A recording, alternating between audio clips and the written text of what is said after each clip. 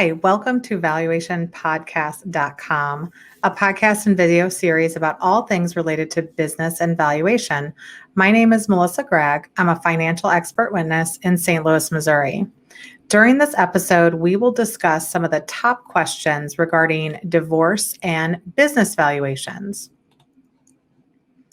One of the main questions that people need to know or want to know is what we're going to cover today. So there's a handful of questions that business owners typically ask when they are contemplating divorce, and they may not have filed, they may not have even discussed it with their spouse.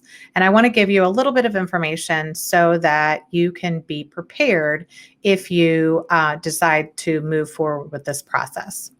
So one of the biggest questions we have is, how should I run my business if I'm getting divorced? Can I take on more debt? Can I start a new business venture? And most of the time, what everybody is telling the business owner to do while they're getting divorced is to continue to run the business just as you have in the past, not to do anything drastically different, not to try to arbitrarily lower the value or increase the value or do anything that will seem visible and evident when you go to trial. So if you need to take on more debt and you have a business reason to do it, then be prepared to defend that business reason for taking on more debt.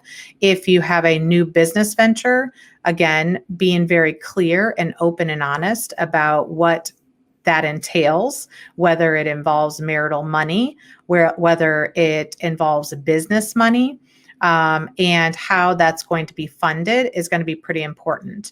Most of the time, as a business owner who's getting divorced, it's going to be really important to be transparent and to be upfront with all the information about your business, about what you're doing, and the actions that you're taking.